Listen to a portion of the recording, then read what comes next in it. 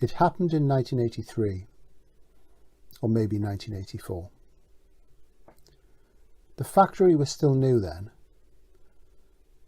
built only 6 or 7 years previously, occupied for only 4 to 5 years. It was a square, a warren of olive green metal, of endless clamour, 24 hours a day, as the 1,000 men who worked there did shift after shift after shift. Some worked 2 shifts, some worked a 3-shift system. I worked a 2-shift. A week of days followed by a week of nights. If you walked around the exterior of the factory, it was approximately 1 mile. One night, on a night shift after I'd settled in, I went to one of the large open doorways, gazed out at the freedom of the black evening, and decided to take a walk. It was approximately 2:30 in the morning, and my lunch break had only just begun. I'd been hungry, so I'd sneaked off the line, for my job was only pushing a button, wolfed down a sausage roll, and gulped half a pint of milk in a cardboard carton from a vending machine further into the factory. And I decided to get some fresh air. It was cold, but the sodium glare of lights in the perimeter of the factory, which was situated in a large field, not a field that had ever been ploughed, just grazed as far as I was aware. And I walked that mile around the perimeter. There was very little to see. I was wearing blue overalls over a black sweatshirt,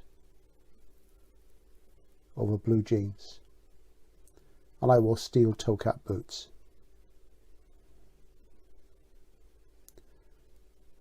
As I reached the corner, the first corner of the factory, and turned, I saw a light in the sky. I thought little of it. I couldn't hear anything.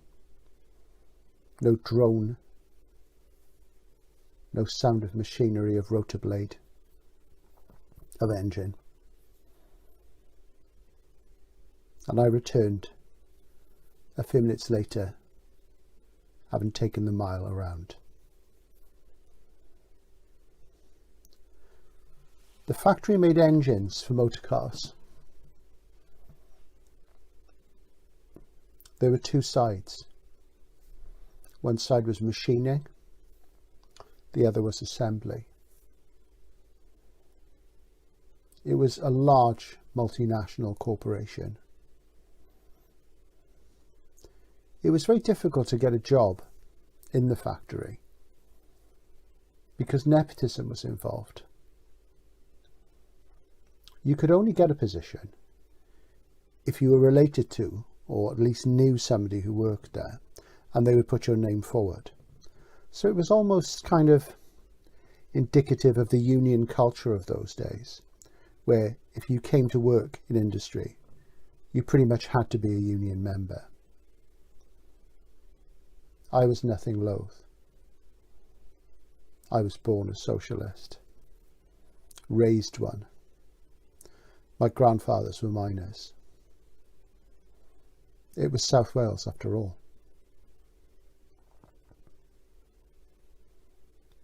My uncle was superintendent in that factory, which meant that he was one of 2 men who oversaw the way things went, above the foreman. He was superintendent on the machining side of the factory, got me an interview. I'd been unemployed for a year, sitting at home, reading the Brontes, listening to Diamond Dogs, I passed the medical, even though the doctor told me to stand up straight. I wasn't aware that I slumped. And I began work. I began in machining, which my uncle felt would be more interesting for me, not realising that I hated metalwork and that sort of shop thing, as the Americans call it. I soon broke out in dermatitis from the coolant in the machines, which abraded my skin. I was then moved to assembly, where the jobs were simpler, easier, and less demanding, because it was just about time. You just gave your time, nothing else.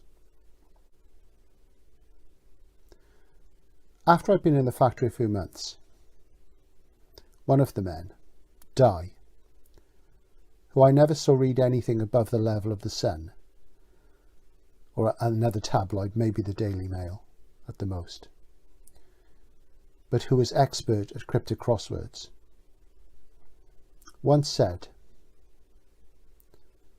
"I think you're ready for the cold test now, boy." "What do you mean?" I said. "You need to spend a night down in the cold test." "Why? How am I going to get away with that? What's the foreman going to say?" "It's a rite of passage, boyo," he said. The cold test was an area at the other corner of the factory, where each engine was put through a series of tests to see how it would respond when oil and water were poured into it, to see if there were any leaks, any cracks in engine blocks, and to see how it would perform in cold weather. The machinery that was used, the apparatus that was utilised in the cold test, was set in a pit some 10 to 15 feet deep. Usually it was run by 1 or 2 men. The other men egged me on and said, "Come on, Di's right, you should go and run the cold test. We'll cover for you." My curiosity got the better of me, and I trudged off. When I got to the cold test, I could see it was manned by Arthur. Arthur was an older man, probably around 60, cadaverous, gaunt, deep lines on his forehead. He occasionally worked with us on our crew, which was head assembly, and he would often ask me questions to test my knowledge. But he soon stopped once he realised that I was better read than almost anybody else in the factory, even at that age. He once asked me, "Which bird has the broadest wingspan?" I guessed, "The wandering albatross?" "No," he said, "the condor." And I rejoined with, "The Andean condor or the California condor?" He never asked me a question again. So when I got down to the cold test, I said hi to Arthur. I sat down. I said that Di and the boys had sent me down to spend some time with him, and I asked him what I should do to help. And he said, "Nothing, young man. Just sit there and watch and wait." There was a wooden bench, so I sat and watched and waited, made small talk, as you do. After a while, both of us fell silent. There was only so much to say. I felt the cold, but no more. Some minutes passed, and Arthur could see I was growing restless. "Can you feel it, lad?" he said. "Feel what?" I replied. "Anything?" "No." "All right then, off you go." I was baffled by this. What was the point? What was supposed to happen? I suspected some trick, but I made my way back to the assembly line. took my position, started pushing the button. I thought nothing of it for a week or so. And then one night, probably around 3 in the morning, the clamour of the machinery around us was shot through with a new sound, a new cadence, one I'd not heard before.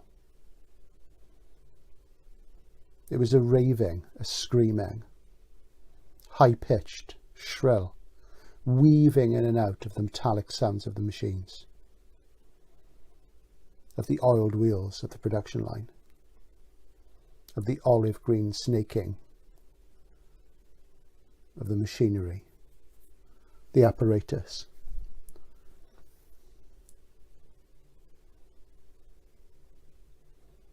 Into view scuttled the termite. That wasn't his real name, but that's what they called her. The termite was probably only in his late 20s, early 30s, a slight man with dazzling blue eyes, dark skin, and an amphetamine-driven manner of speaking. He was quite a character. I liked him a lot. He was one of those men who'd married young, become a wage slave, was hungry for overtime, took whatever he could get, and enjoyed a Spanish holiday once a year when the factory closed in the summer for 3 weeks.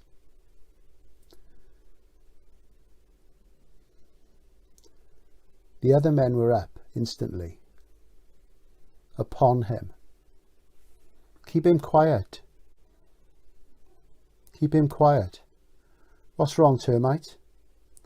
They soon pinned him down while he raved. It was the cold test, he said. It was in the cold test. I saw it.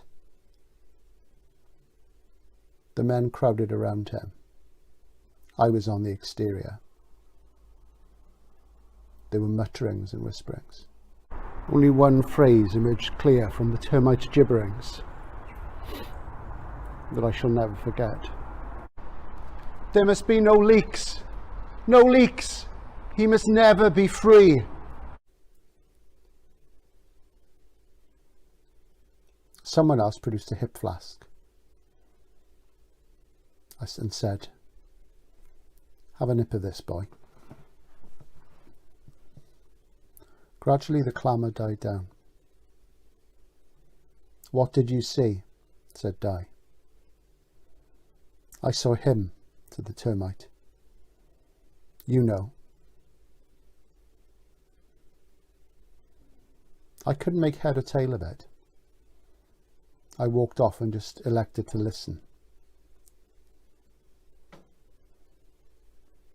The termite was taken off to the sick bay and wasn't seen again for the rest of the week. The next time I saw him, we were on days. I was sitting at a bench which was of tubular steel, formica and wood. The seats were built into the bench. It could be turned over by a gang of men bent on japery. I sat there, and along came the termite. Asked who I was, so he sat down. He was apparently recovered from his ordeal, whatever it had been. I skirted around the subject. Eventually, I came out with it, when none of the other men were around. Termite. What went wrong that night? What did you see? Well, he said, I can't talk about it, but I'll show you. He went to a locker and produced a ratty exercise book, tore a lined page out, produced a stubby pencil, and began to sketch with some facility. He drew initially a stick figure of a man. Then boots emerged, a kilt or skirt of some kind. The figure had bare knees. A tunic, the arms were bare, perhaps capped The sleeves were perhaps capped. Bracelets at the wrists. A helm, a helmet. A thin, aquiline face, roughly drawn, spindly, but with a great sense of power. "This is what I saw at the cold test," said the termite. "Don't you mean this is who I saw?" I said. "No," he said. "This is not a who. This is an it." "What was somebody doing walking around the factory dressed like this?" I said. The termite replied, "He wasn't walking round the factory. He walked through the wall of the cold test." "I never work in there again," he finished quietly. He stood up and walked off. I pocketed the piece of paper, took it home, and in my room that night, listening to some music, I looked at it again. It was a figure of some archaic warrior, for there was a dim impression of a spear being carried in the left hand of the figure, sketched only in tiny lines. It made me think of a Roman soldier, except that the helm had no plume, as you'd expect. But then one's knowledge of these things comes from Hollywood. Did all Roman soldiers have plumes? Did they all carry a banner with SPQR? I somehow doubt it. A few days later, I was in the pub in the village, and I had the drawing in my pocket. At the bar, I saw a man who was venerated locally, who I didn't know, but I knew who he was. His name was Kelmscott. He was English, from the Isle of Man. He had a string of letters after his name. He was known to be a doctor, an historian, a lecturer, and he was rather shunned by the people in the village for being an intellectual type.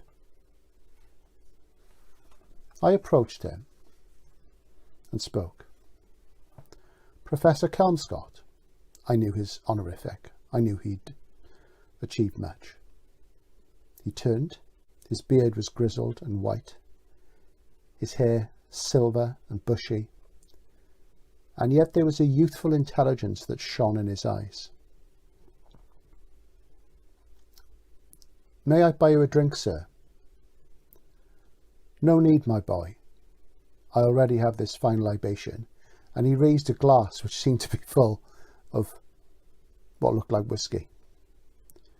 "Would you do me the honour of coming to sit with me? I'd like to ask you a question, if I may." "Certainly, my boy." Within seconds, we were seated back where I'd risen from. A red leather booth, plush and comfortable. I produced the drawing. "Professor, you're an antiquarian, I believe." "I am, amongst other things." "Can you tell me what you think of this?" I smoothed out the paper before me. "Well," he said, "one of yours?" "No, sir. This was drawn by somebody who works with me in the factory." "Which factory?" I named it. "Ah, yes, I know. What are you doing working there?" "Might I hasten to add that you seem to have more eloquence than the average shift worker?" "Well, you know what it is. One has to earn money. The miners are striking. Even we've struck for a few days, coming out in sympathy. And there are no jobs here in Wales. True, he said. So where does the picture come from? It was drawn by one of my workmates, sir, in the factory. I thought it looked like a Roman soldier myself. No, Kelmscott shook his head. That's not a Roman, lad, he said. That's a Celt. The Romans never got much further than Carleon. Arthur Machen's sort of hangout. He smiled. I had no idea what he meant. What inspired your workmate to draw this? You're going to think I'm mad, Professor, I said. It was something he said he'd seen. Something he'd seen? Where had he seen it? A reenactment? No, sir. In the factory. In the factory? At night, sir, on a night shift. Which part of the factory? The north? Northeast? Northwest? I'm not certain, sir. Can you get me in there and show me? Well, I'll ask, sir. My uncle is the superintendent. Professor bought me a drink, and we talked. He was a very learned man. History, archaeology, psychology. I told him of the light I saw in the sky, outside the factory. He nodded. A week or two passed, and I managed to get him a pass into the factory. On a night shift, he was brought to the line. Some of the men were suspicious. One or two of them knew who he was. What is Kelmscott doing here? Said Di. Well, I said, I just wanted to show him something. Show him what? Nothing, I said. Come on, Prof. And we wandered off. When we got to the coal test, the professor and I both descended the metal ladder into the pit. It was cold. Colder than usual, even though it was only round about 11 in the evening. Yes, said Kelmscott. This would be the place. He took out a tape measure, a very lengthy one, and took some measurements. He climbed back out of the pit, looked around. Can we get outside here? 150 yards away, there was an aircress, and we went out to the back of the factory.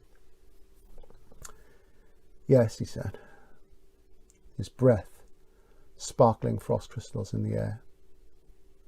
I could feel the rime settling on the grass. It would have been here. Do you know what was here before, boy? Before this factory was built? A Roman road, I said. You're obsessed with the Romans, son, he said. There is talk there was a Roman road, but as I say, they never came this far into Wales. Not very much. They never really settled. The Welsh, the true Britons, were too savage. Their rights were too strong. Their guerrilla warfare was too effective. Down from the hills into the valleys, raiding parties. Great chieftains, men of renown.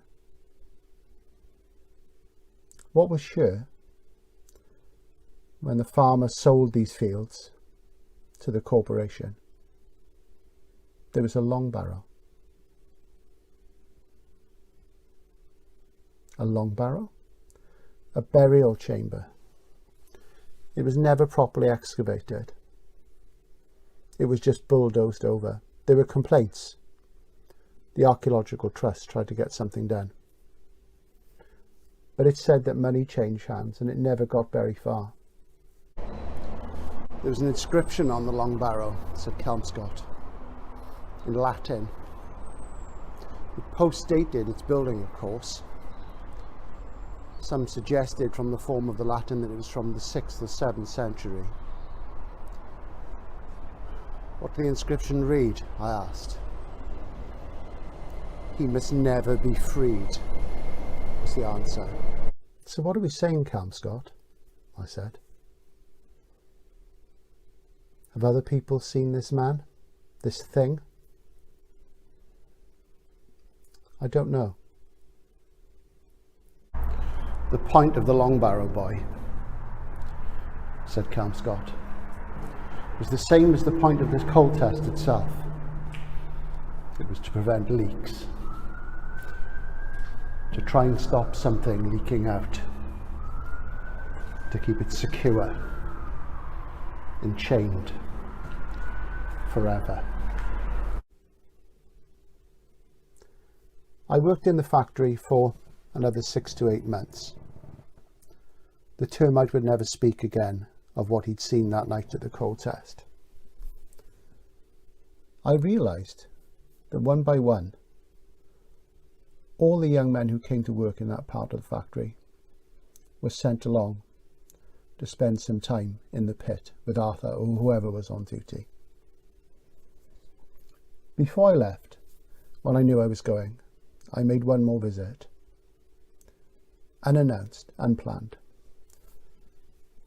I just shouted, "Bernard, cover for me, please." Bernard was a good guy and he owed me a favour.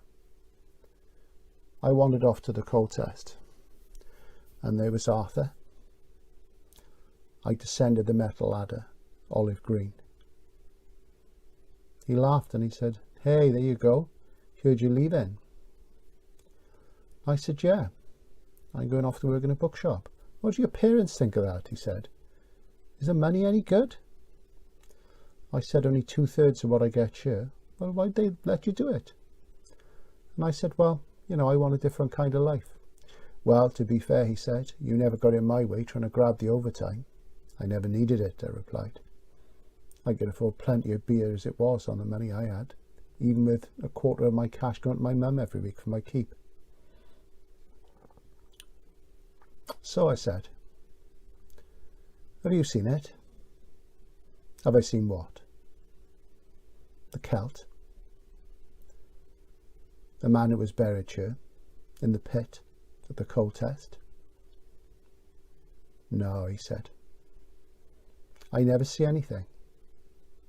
"But the termite did." I know he did. Others have too. "Do you remember Phil?" "Or the mod," I said. "Yeah, well, whatever you want to call him. Phil. He came down here, like you did, to take the coal test. He could only handle a few minutes. Do you remember he left suddenly?" "It's like Di said, I guess. It's a rite of passage." "Yeah," said Arthur.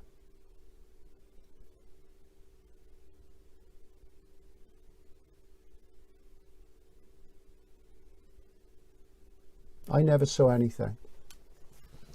I didn't feel anything. I guess I wasn't sensitive enough. I guess it required a certain state of mind. Is it true? Does it matter? Several men, I learned later from Scott, who had connections in the local mental hospital, just a few miles away, had seen something. A few had been admitted. Some had never come out. They raved about the Celt. The helm, the spear, the bare knees. And the eyes. Some, he said, talked about a look in the eyes, an eldritch look of cold fire that was there to beset any invader. Did perhaps the Romans never go any further into Wales? Because in their old way, in their own way, the men from the hills put them through their own coal test. "There must be no leaks. No leak. He must never be freed."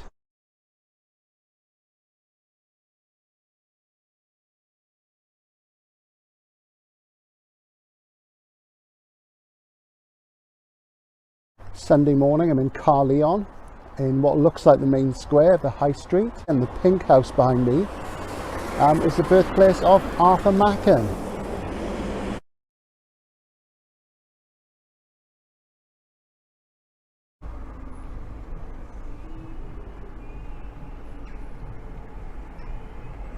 Quite excited to be walking towards Machen's house,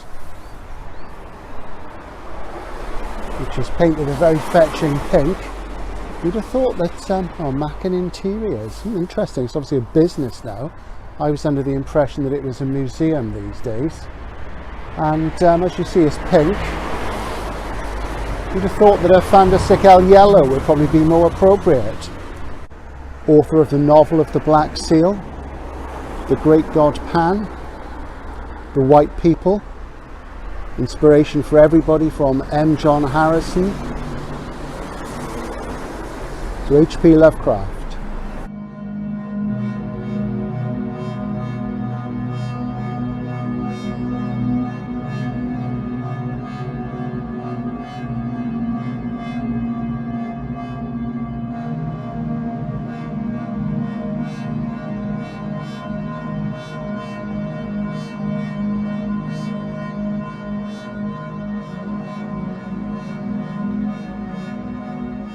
Quite impressive. I've been in the amphitheatre in Pompeii twice, and that was that's the oldest amphitheatre in the world, and obviously it's bigger than this, and Pink Floyd recorded a film there. But this is really, really nice, and this is less than an hour's drive from Bath and Bristol. People have asked about my short story, my ghost story for Christmas, The Cold Test, and as I've hinted, parts of it are true. Well, as we're here in a Roman site, because of course the story mentions the Romans several times and the Celts, I thought I may as well reveal to you the facts.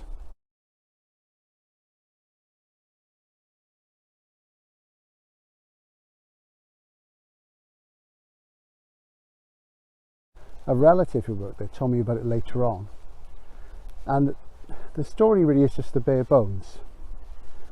A man had seen a figure in the factory, drew it for a local historian, and they initially thought it was a Roman, but the local antiquarian said that the figure was a Celt, and that's really all there is to it. I don't really know any more, and from that I crafted the Cold Test. The story was told to me, the true story was told to me many years ago. But as you see, everything else in it is pretty much fiction. I just made it up. Kelmscott is my homage to Nigel Neal's Bernard Quatermass. The idea of the Roman road came from the fact there's a Roman road near to where I live in Bath. The light in the sky was from when I tried to write the story down and make it a story about Kelmscott and about alien visitation, rather like Quatermass. So that's the facts about the Cold Test, revealed here in the amphitheatre at Carleon, the birthplace of Arthur Machen, the great Welsh horror writer.